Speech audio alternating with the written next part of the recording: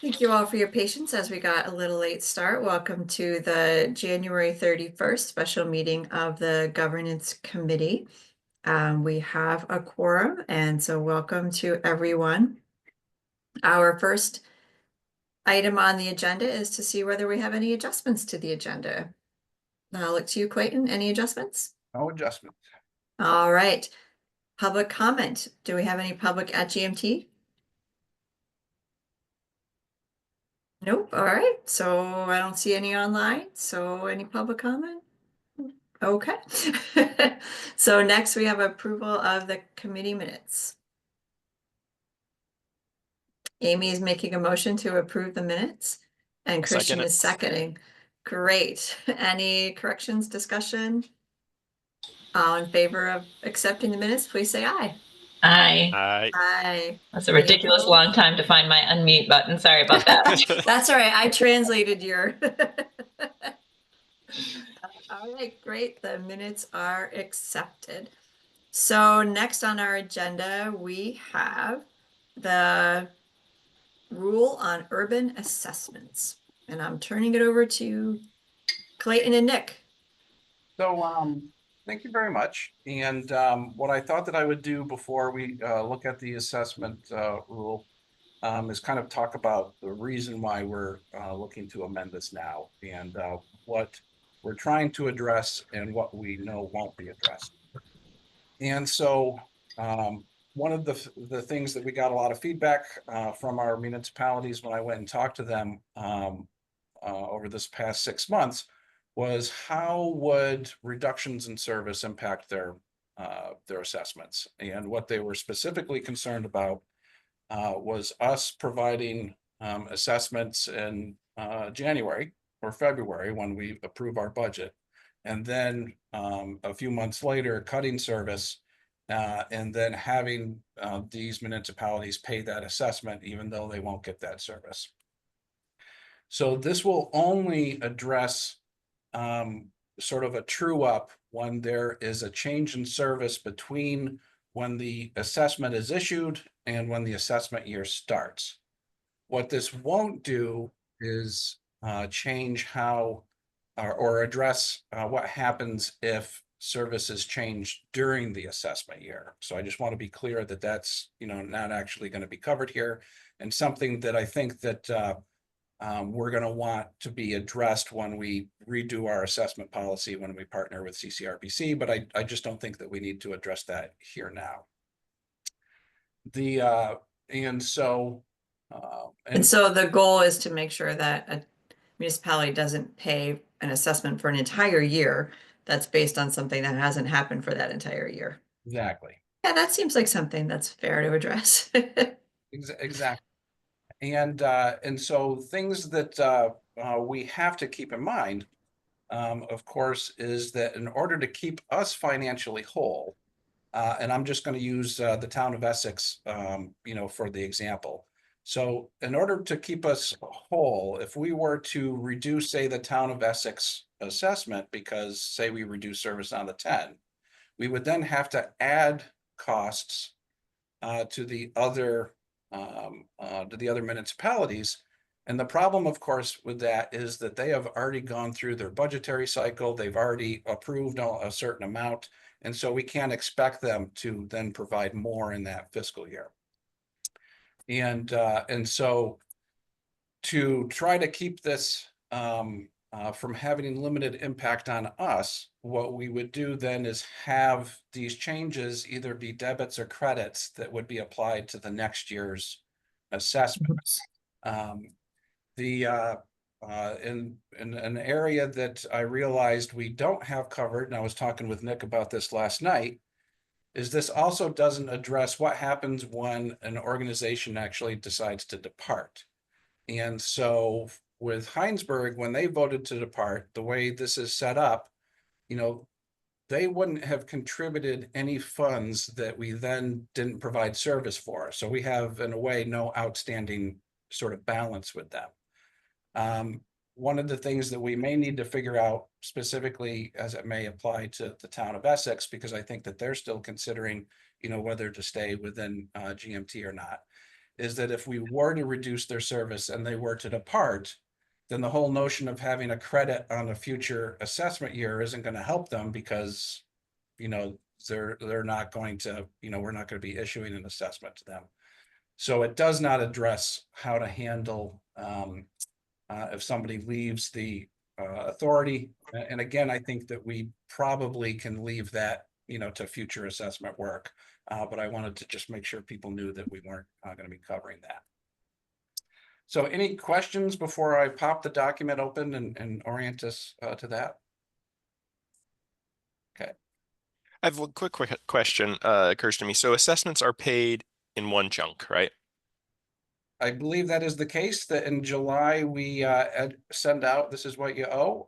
Nick, I see you're shaking your head though. No, I mean, we wish they did, to be honest. And I've worked with a couple of members who have been really great about, not lowering the amount of payments, but most folks pay quarterly, to be honest. Some are semi-annual, some are triannual. We've got a different mix of folks paying in different ways, but no one pays us the entire chunk right at the beginning of the year. So thanks. Probably because not many people pay their full year's taxes on the first day there. Yeah, exactly. So we understand everyone has cash flow challenges. So we try to be flexible with our urban members. Nice. I did not know that. Glad to learn that. Thank you, Christian, for asking. Anything else? All right. Let's see how long it takes me to share my screen.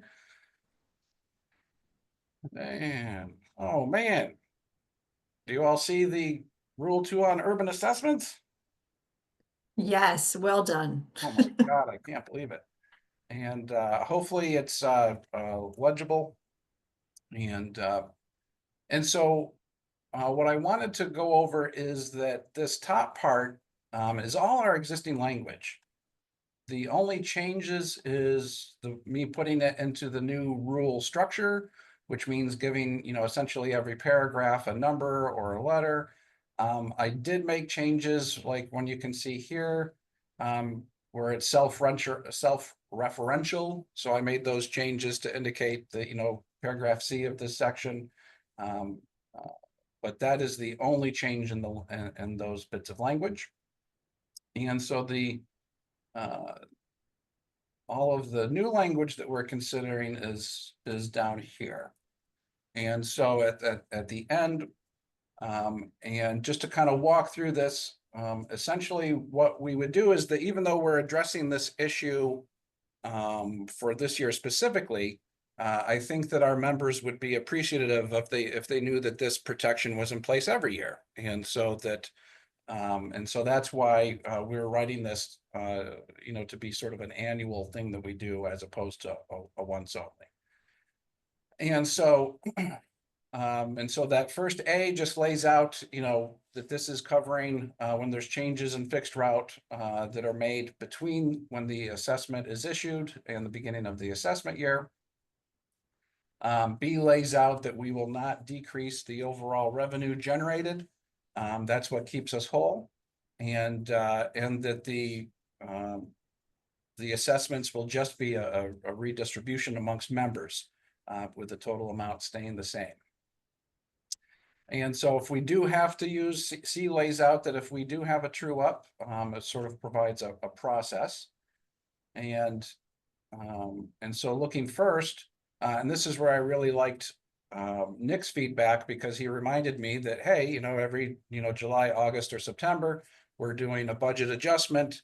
And, so we can have the different assessment levels for each of the members, noted during that. We would let our members know by July 1st whether there was going to be a true up. And so say, July 1st comes around, hey, we need to do a true up.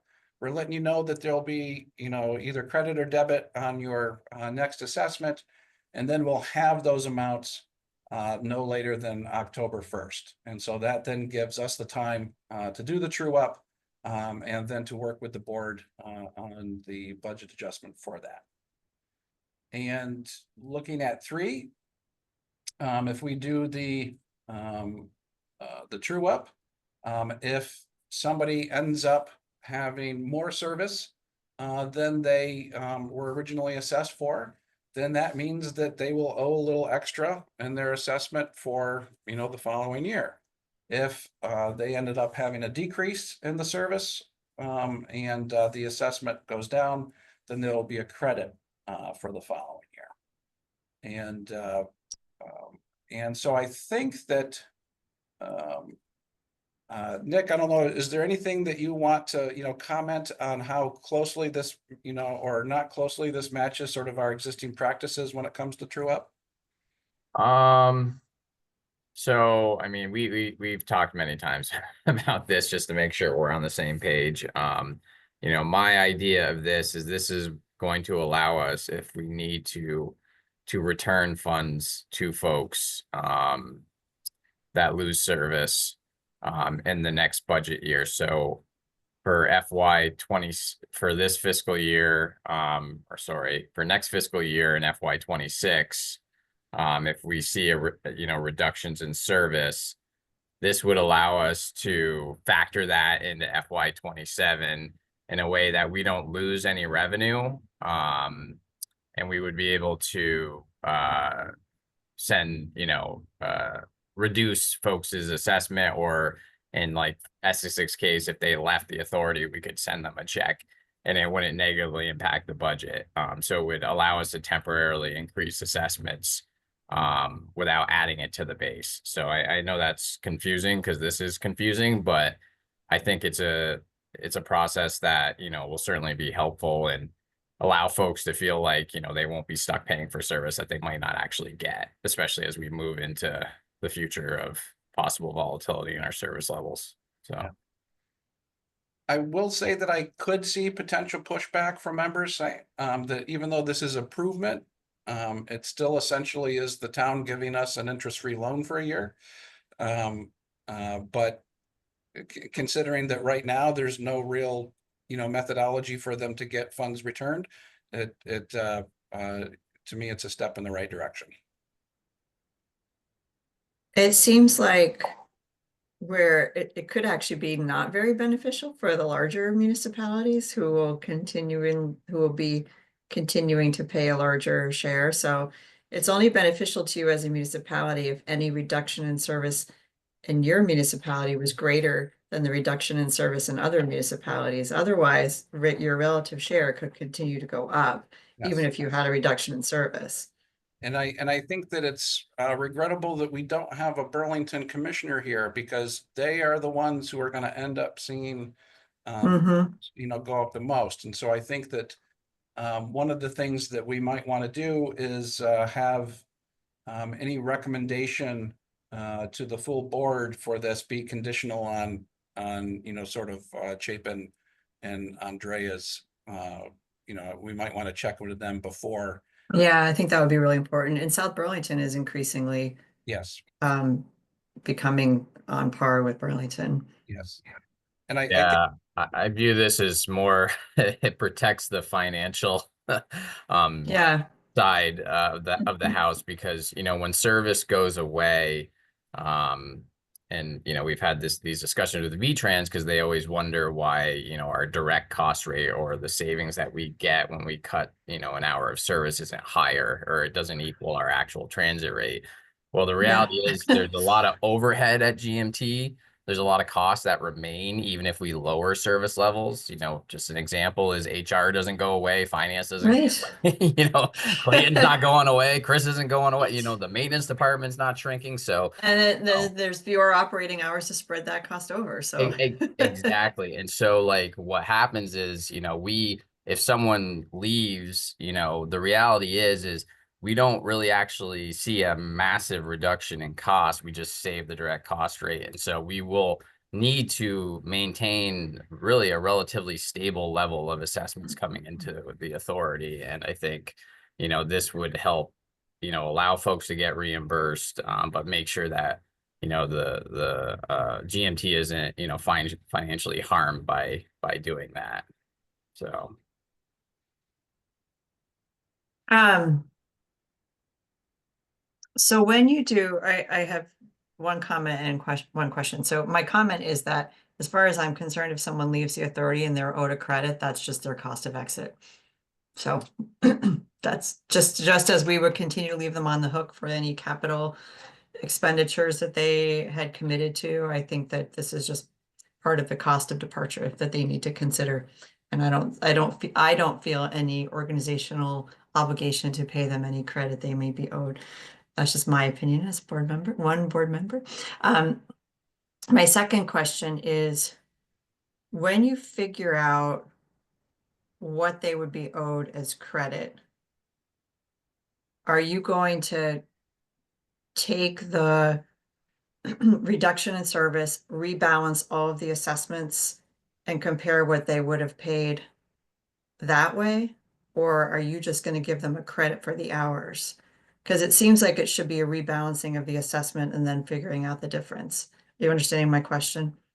Yeah, I think so. I think what we would do is we would obviously timing would matter too. You know, when do the reductions go in place? So we would want to, you know, consider that. You know, if the reductions don't come till halfway through the year, you know, I mean, we wouldn't want to refund them their entire assessment. We would rebalance, you know, who now represents what share of Mhm. the service level. And then, you know, some people's share would go up, some people's share would maybe stay the same. I mean, in reality, I would expect everyone's, like, for example, let's say Essex, say Essex left and we, you know, cut the 10 and they now have basically no service. And we did it right at the beginning of the fiscal year.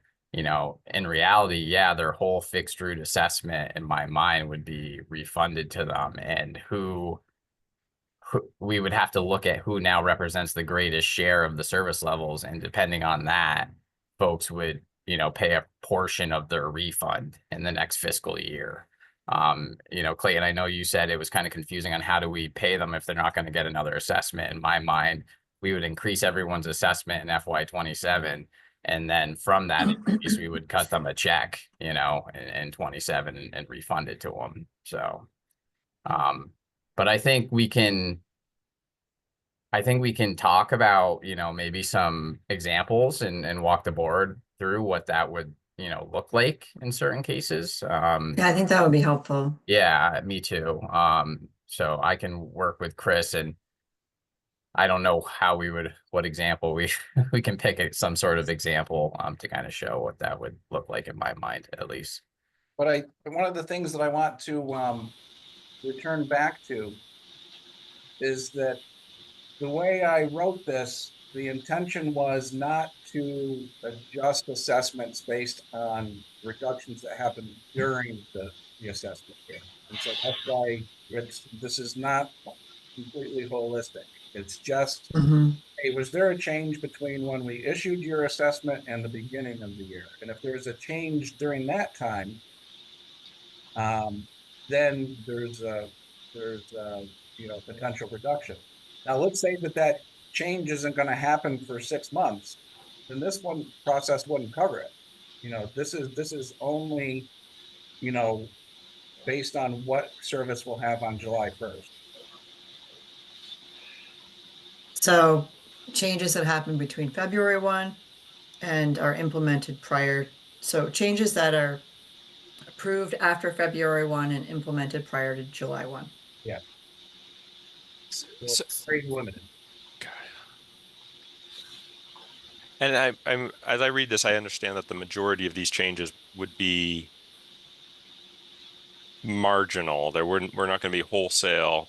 Most of the time, we're not going to be eliminating service to a municipality, so it's not going to be 100% of their assessment. It might be 10% of their fixed routes assessment that we're playing with and redistributing.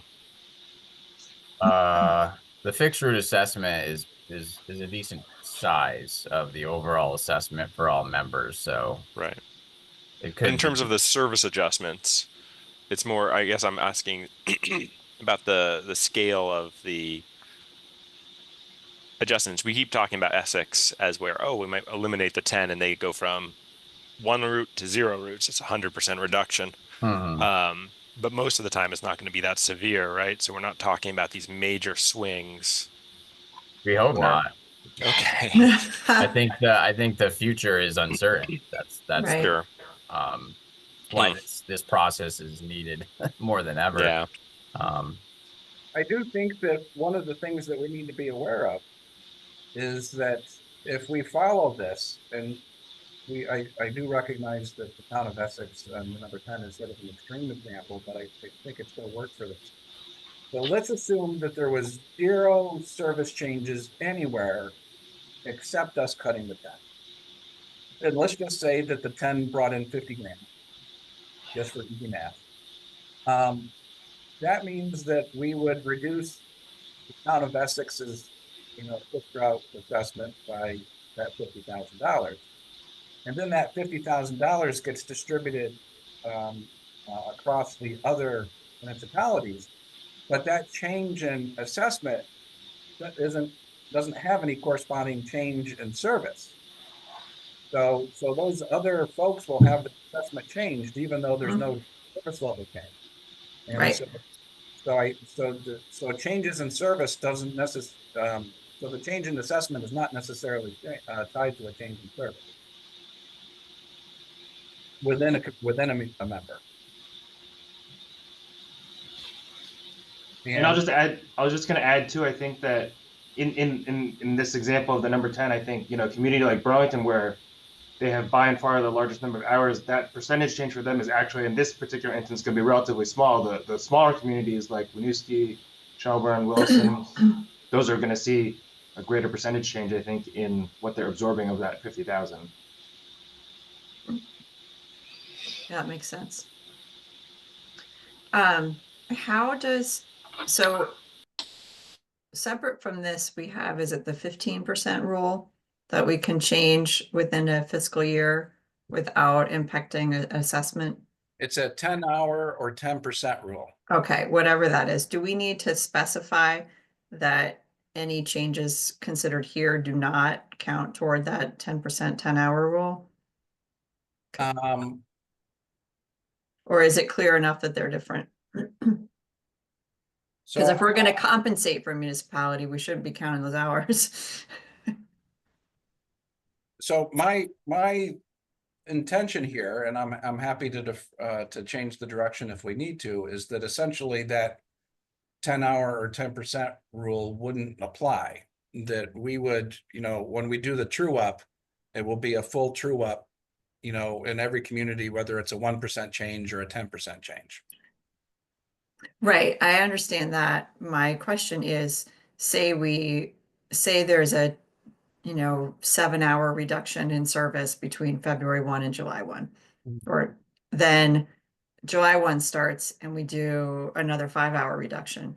Is that now 12 hours? And so we have exceeded the 10 hours? I don't think so. And do we need to be clear about that the 10-hour, 10% reduction, that these hours don't count toward that? I think that that's a question that we probably are not going to get resolved until we actually have, a new assessment methodology. I think that to try to address that with this would probably require us to, to dive in a bit more. And so I'm okay with moving in that direction. It just means that it will delay us being able to have me go back to the municipalities and say, hey, good news. If your service is adjusted, you'll be, made whole, which I think is. Yeah, well, I think it would just be okay to, I guess my suggestion would just be to add a line that says like, any adjustments that are included in this true up do not count toward the 10-hour, 10% or do we change. set that as the benchmark? I mean, I know that was the issue with Essex, right, Clayton, is that it didn't meet that threshold, and we felt that we still wanted to be able to provide some relief. It didn't meet the 10-hour threshold, but it met the 10% threshold. And this is the reduction of the Saturday service. And so the reduction of the Saturday service, I think, was only like 7 or 8 hours, something along those lines. Could be wrong, and Chris, if I'm wrong, feel free to correct me. And so it wasn't going to trigger an adjustment, but it ended up being 17% of their service. And so because it was 17% of their service, that rule would apply. So did we want to set a benchmark of this only occurs if it goes over that 10-hour rule, or did we want to do this no matter what? I think that's a great question for the board. Do Okay. we want this? By doing this, this will help us make sure that we are never getting too far away from a true up. Or there's been times when we've gone several years, Mhm. and I think that if you have that 10 hours or 10% rule, that means that you may have time where a true up isn't necessary, but the longer that goes on, the more out of whack things will get. And so I think that really it's for the board to decide whether they want more frequent true ups or less frequent true ups.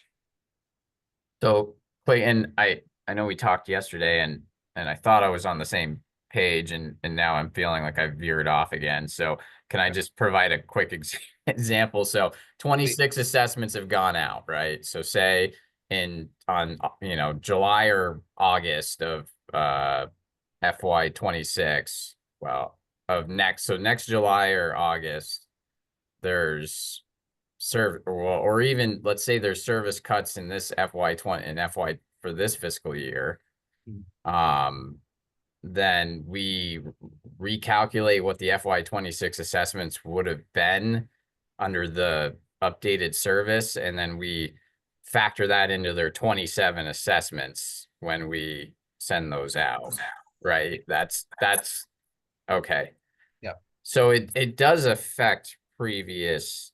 We are looking back like in previous years, correct? I mean, we're only looking to what is the service level on July 1st compared to the service levels that the assessment was based on. Okay. So let's just use an example of, let's say next month, February, we reduce service. That is not gonna affect FY26 assessment, so we wouldn't do a true up. So we reduce service next month. Yeah. But that will then change the level of service that will happen in FY26. We've already issued the assessment for FY26, so that means that's out of alignment. So then, yes, it would. Okay. Yeah. Okay. Gotcha. But let's say that there was a change in service on July 2nd. Then there wouldn't be a true up. Okay. Because this only protects the municipalities when there's a change in service between when they receive their assessment from us and when the beginning of that assessment year starts. Okay. Okay. But will always be a year in arrears. As far as the credit and the debit. As far as the true up credit debit will always be a year in arrears. So their FY26 assessment will stay the same. Their FY27 assessment will be adjusted based on the rebalancing of the FY26 assessment for the service that exists on July 1. Yes, exactly. And I think that's probably what I'm not explaining clearly, is that when we do this true up, they're still going to pay what their original assessment was. Because it's budgeted. Right. That's not what's going to change. It's the next year's assessment, and in some cases, then we might have the amount would have to increase possibly to refund certain folks, the loss of that service. So yes, it will have to. Yeah. There's probably no. Yeah. Yeah. Okay. So Thank you. I see one potential issue. It seems like we're talking about this in the case of loss of service, which is one thing, and probably the more common in at least the short term. we're shrinking our, you're looking a year down and now we have a smaller service pool. And we're paying it back at that.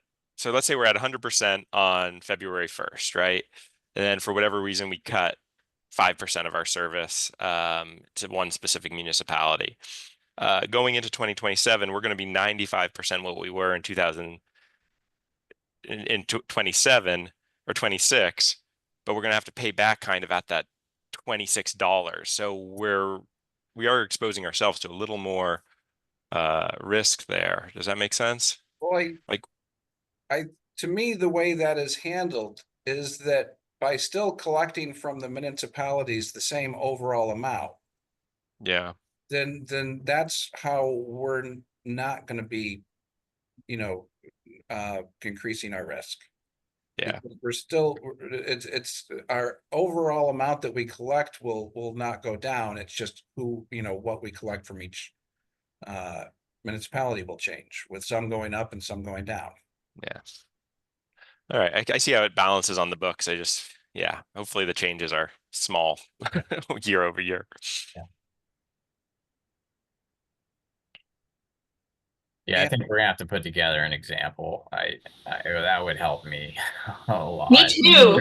Make sure I'm on the same page. Because I feel like I keep getting off of the same page and playing on things on this, and so I just want to make sure I fully understand it. So, And the other thing that I'm wondering about is that sometimes it's not always clear where things should live in committees.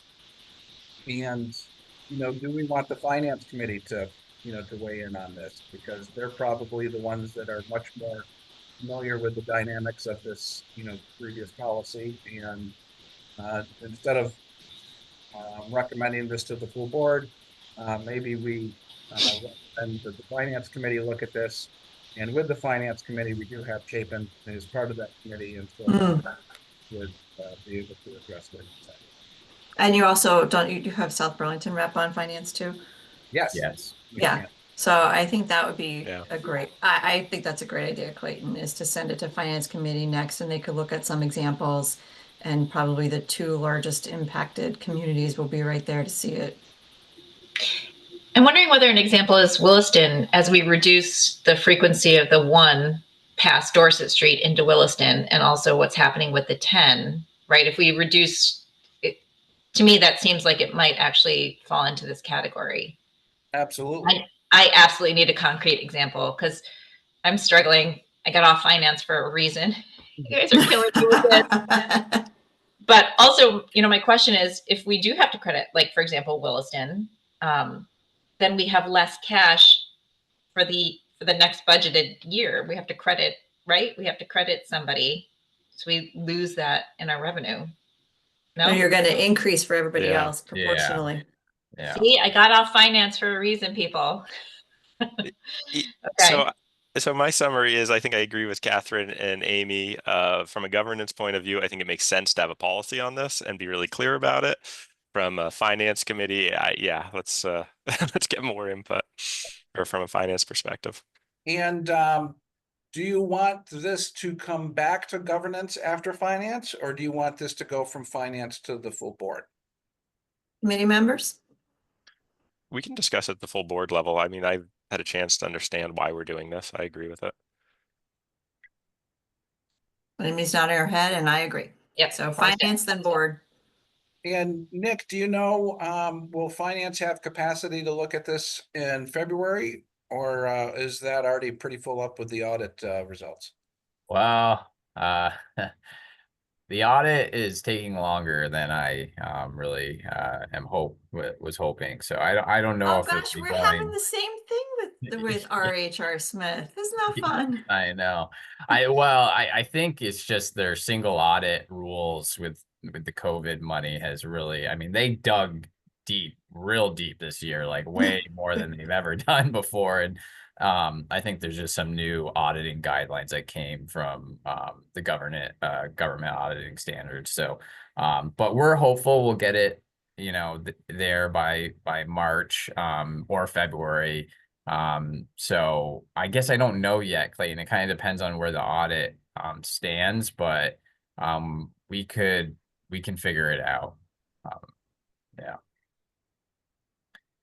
And in the meantime, you could tell the municipalities that there is a proposed rule that's being reviewed by the finance committee. Yes. And hopefully that's enough. You know, I have to say that they've, the town of Essex approved the special assessment earlier this week, or was it last week? I can't remember. And which really surprised me, and it was a 3-2 vote, so it was close. And I have to say the municipalities have been more have not been directing their anger at us, which I very much appreciate. Great. Well, I've missed Finance Committee, so thanks for putting this on the agenda, Clayton. I've enjoyed this conversation. And I think we'll move on then to statutory changes. Yeah. And so considering that we have, roughly 15 to 20 minutes left, I really think that probably the most important discussion that we can have right now has to deal with the membership that's laid out in the board. And because I think that because of the rural transfers, we know that our statute is going to be opened up, and so this will be a good opportunity to provide some recommendations. When there's Clayton, do you want to stop sharing so we can all see each other? yeah, I'm sorry. That's okay. That's always one of my pet peeves is when so thanks for letting me know. And so there's 2 areas that I'm thinking about this. One area has to deal with our urban membership, and the other has to deal with how we approach the potential rural changes. And so one of the things that I think that we want to consider on the urban side is that when my belief is that looking at our statute, that there was probably a belief at that time in 1973. We could ask Judy, what she was thinking at the time Right. that passed this. The membership in our municipality would largely be made up of the big communities like Burlington and South Burlington, and probably didn't contemplate that Milton and Heinsberg, town of Essex, which didn't exist at the time, so but that we would have these small organizations, because what I see is that there's sometimes a sort of disconnect between the amount of authority that's there and the amount of contributions. And so when we think that Heinsberg and Milton, who contribute, the 2 of them, less than $100,000 a year, has the same voting power as Burlington that contributes $2 million a year, that to me is something that seems sort of out of whack.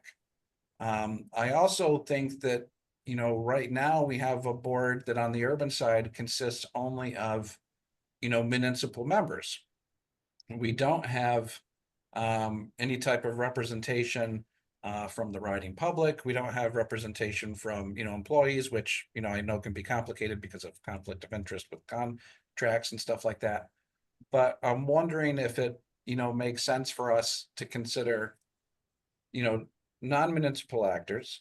But then I'm going to say something that totally contradicts this, which is that, there's no select board or city council that has, 14 members, in it in the state. And I think that at least when, please don't be, I'm not mean to be picking on you, but I think that, sort of our large, board with primaries and alternates has sort of led us to be hard to be focused.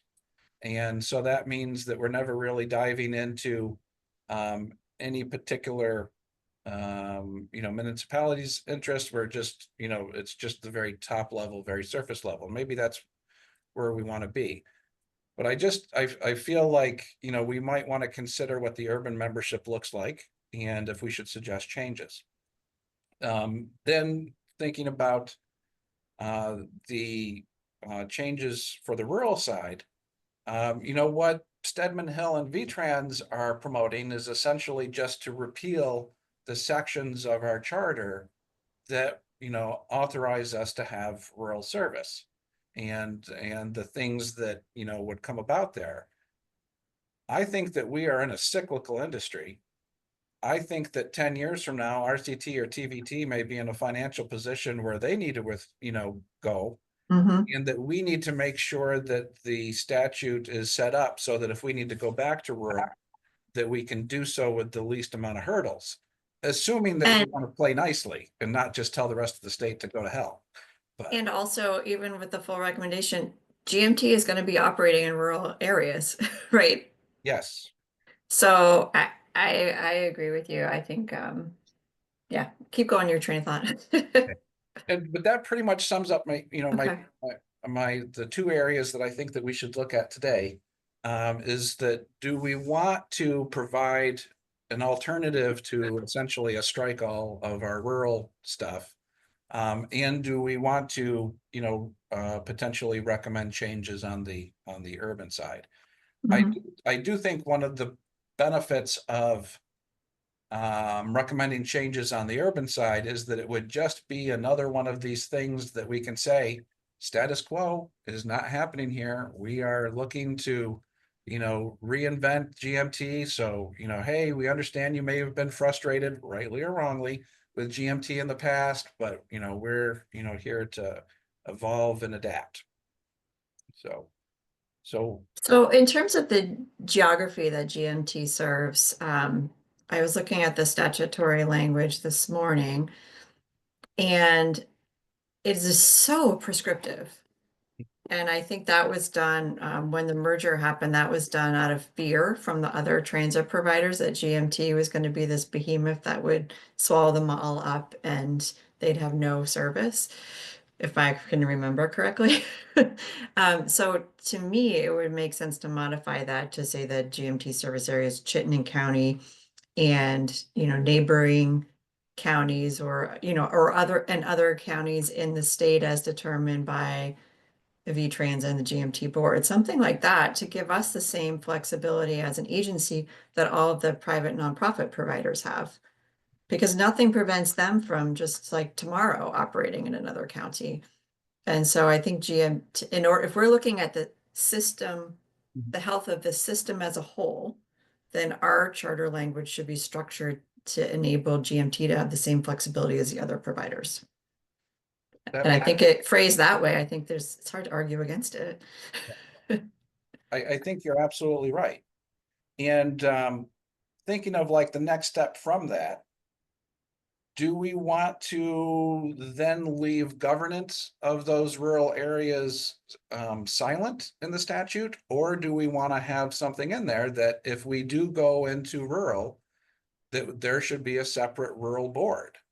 And that covers that, because that actually was the case during Chris Cole's time. And he moved away from that because he didn't like the, having two boards to have to report to, and I could totally get that. But I actually think from a functioning governance, perspective, two boards is, at that time, GMT was operating much better. And in both urban and rural. And is from what I've been told, obviously I wasn't here. And I will say that, it partially depends from it was hard to have a rural board that only focused on Franklin, Grand Isle, Lamoille, and Washington and ignored the middle. So it was actually somewhat challenging because you'd have, Washington County members who knew nothing about Franklin County and vice versa. And so it would just be really important that it's managed and structured properly. And so here, maybe I'm revealing too much of my masochistic tendencies. I feel like any contiguous service area should have its own board, because you have to have local decision making and local participation. And so what I would say is that, like, if we're looking at our current service now, if I were to recreate us from scratch, I would have a board that covers Washington County, a board that covers Franklin Grand Isle County, and a board that covers urban. I don't think that Stowe Mountain Resort needs its own board. You know, And then if you have the separate boards, how does the board structure oversee that organization as a whole? then what you would be able to have is either like an Uber board that would be like comprised of, say, like the chairs of the others, but I don't necessarily know that that needs to be the case. And I don't personally think that there needs to be consistency between, the two. I think that rural may want to move in certain directions that is irrelevant from urban, and I think urban should be able to move in the directions that it wants to. And so, I would, like, let's just think about our state grant applications. Ross will hate this, but I would see Washington County submitting their specific grant application that's contained. It's only Washington County. That makes it so much easier to prepare and match because it's clear that, it's this service area. Franklin County would sort of do the same. And then their individual boards would sign off on it to, for submission. And because to me, that's what's going to allow us to replicate what the other providers are doing, which is establishing relationships with the local employers and human service organizations, letting them have a seat at the table. And by having that seat at the table, then hopefully that means their money for local match, that they'll feel much more willing to provide if they're actually, in the governing body. And so that's, so thinking about Washington County, I would think, hey, we would have, a representative from Barry, a representative from Montpelier, a representative from Washington County, a representative from, Central Vermont Council on Aging, and that would sort of keep it core. Central Vermont Medical Center is also. Then looking in Franklin County, we would have Northwest Regional Medical Center. You would have the local designated agency and AAA as well, and so that then it becomes more of a, again, these are the people that are operating in their community, and they don't need to know anything about Washington. They don't need to know anything about Stowe service. They just need to know about, what's happening, between Swanton, St. Albans, and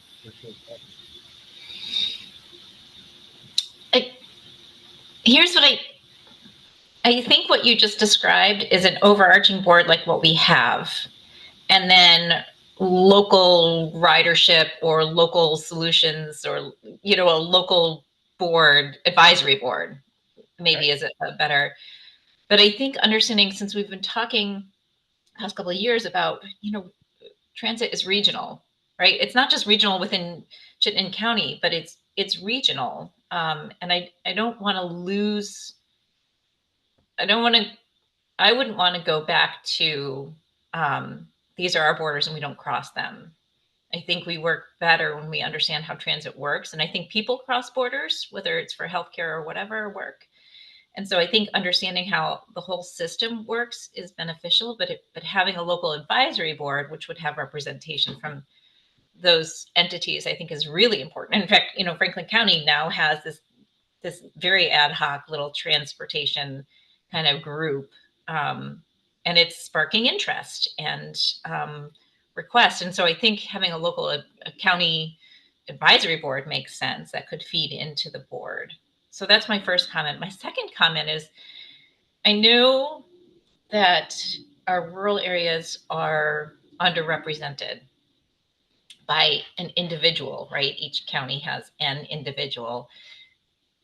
But those are our professional, like the expertise of those 4 individuals is much higher than the lay people that a municipality might recommend. So I personally rely on the expertise of those 4 rural folks because they know a shit ton of work. They know stuff. and they're really professional, and they bring so much more to the board than just one me, right? It's not an equal representation because they know a lot. And that's a benefit to the urban commissioners, I think. Excuse me for swearing in a public meeting. I didn't mean to. It's Friday. I didn't even notice. I said it. Oh, I'm not a swearer. It just came out. It's Friday. It's been a long week. I have such a foul mouth, I don't even notice. I Yeah. didn't hear it either. So Catherine did. She's like, Amy swore. Gonna write that in my count. no, I'm gonna, Amy, I do not wish to pick on you. Pick on me. But I think that you bring up a point that probably also is something that we don't need to do a statutory change on. But we should probably consider as we look to cultivate board members. You know, you're absolutely right that you as a representative volunteer from Williston is not going to be able to come with the knowledge that Catherine, Christian, Chapin Spencer, you know, has.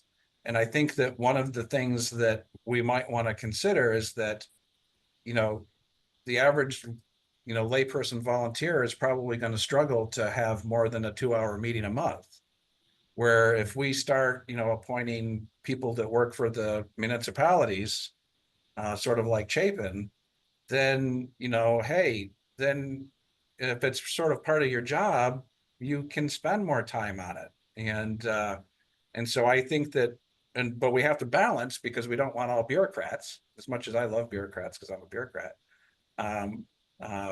But, you know, I think that, you know, frankly, I think it's too much to expect of you all. And I think especially for the chair, and when you think about our history, not to pick on our past, you know, general managers, but when things are going poorly with leadership here at GMT, to expect a volunteer who is a transit advocate who wanted to be helpful for transit to suddenly, you know, like jump in and, you know, manage an organization that's having a leadership crisis, that seems totally like unreasonable. Yeah, I'm not doing that. Yeah. And that's happened, right? That's happened when I was Multiple chair, times. and it happened when Bonnie was chair, and luckily it happened when each of us were chairing and we could do it as part of our job. So one summer I was spending 20 hours a week on GMT stuff, which is not reasonable for volunteer. I agree with you completely about that. Didn't Paul become general manager? Like he was like got pulled from the board to run the company. Yeah. No, he got pulled to run the company prior to being a member of the board. Oh, okay, gotcha. Yeah. Thanks. Yeah, he had just retired as a town manager, so we pulled him in. Yeah, that was the summer I was spending 20 Oh, hours. I didn't realize. I thought he had been part of the board and then they brought him in. So, okay, interesting. So just to share my 2 cents, because I got to hop off a little before the hour. I think I don't disagree with the proposal, Clayton, to have different rural boards. I think I'm curious to see how that would go in practice, and I certainly defer to sort of the fact that past wisdom decided it was better to group the board into one board. I think there's something probably to that. But that said, I think something like a local advisory group, I wish we were meeting with some of our best or our highest served municipalities and Monica on a monthly or whatever regular basis. I think they'd be so much more engaged and they'd have such a better idea of what this service is that they're paying for.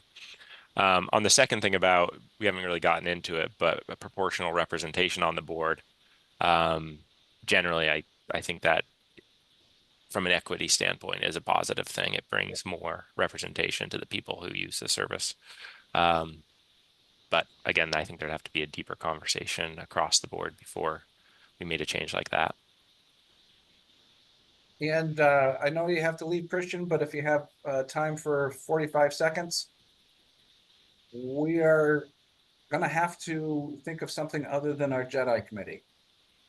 And because of the change in the federal administration, you know, we are not going to be able to continue to have Jedi as planned. And so one of the things that we are talking about is sort of migrating to community engagement groups. And I would want those community engagement groups to be regional, unlike the Jedi. And so maybe we can, transition towards just exactly what you're talking about. Absolutely. I think that's possible too. And by the way, Christian, I just want to make sure that I wasn't advocating that we have just the one individual from each rural area. Like, I think it's underrepresented as well. I just think that you all bring much more to the table than the average Joe, which it was meant to be super complimentary.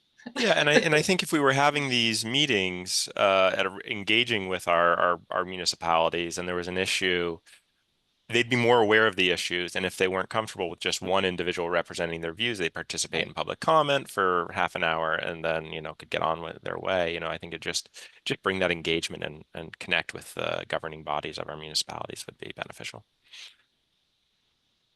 I agree, and happy to set up an official advisory committee in Franklin County if need be. I think we've got the people ready to be at the table. Yeah. And I mean, we can Is do that there- anyway. Recognizing the time that we're supposed to wrap up at 10, I'm wondering if the best course of action, if we can sell it, is to make the charter language general enough on membership to allow the board to mold the structure as needed to address the service that's being provided. I think that absolutely makes sense. And I heard very clearly from earlier in the conversation, what's going to be helpful for me is that, hey, we want to make sure our statute is set up so that it will be flexible in the future. Because, we do expect that there, will be changes over the decade. Yeah, and that's just part of us being more nimble to address the system needs and changes, just like the private nonprofits can. Yeah, absolutely. Unless you're a hospital. Private nonprofit transit providers. Okay. Sounds good. Do we need a motion to adjourn? Do we do that? We can.